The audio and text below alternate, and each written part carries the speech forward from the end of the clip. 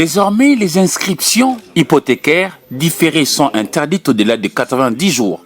Et puis, à partir de la fin du mois de mars 2021, les règlements par voie bancaire seraient impératifs pour toutes les transactions immobilières supérieures ou égales à 10 000 $ américains.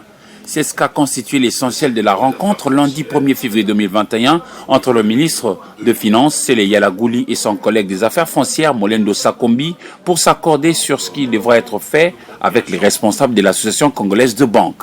La réforme qui va faire en sorte que toutes les transactions immobilières au-delà des 10 000 $, à partir de 10 000 $, doivent se faire forcément par voie bancaire.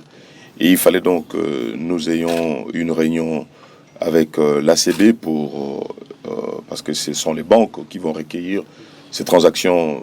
D'une part, c'est pour éviter le coulage des recettes, parce que la plupart des transactions, comme vous le savez, sont faites en cash, et les concernés minorent finalement les titres d'acquisition pour minorer également les droits proportionnels dus à l'État.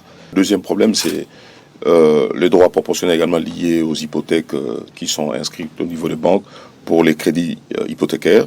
Et donc, il fallait que nous puissions parler avec l'ACB en prévision d'une mission mixte des contrôles qui devrait être opérée conjointement, donc comme je dis, par le ministère des Affaires foncières, le ministère des Finances, pour permettre de rétablir l'État dans ce droit, mais également essayer de mettre en place des mécanismes pour endiguer ces phénomènes pour les années à venir. Pour le ministère des Affaires foncières, avec le concours de toutes les banques implantées en République démocratique du Congo, le Trésor public peut tripler en un temps record les ressources du secteur foncier.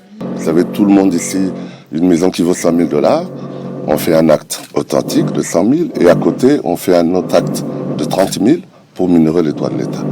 Alors nous allons préhabiliser tout ça avec une expertise. Tout ça est passé en Conseil des ministres. Donc cette année ici, je crois qu'avec la maturité de la réforme, nous allons doubler, voire tripler les recettes des affaires foncières. C'est ça l'objectif. Il faut rappeler qu'il avait été déjà décidé de relancer la numérisation foncière pour sécuriser des transactions immobilières et puis lutter contre les mauvaises pratiques bancaires en matière hypothécaire.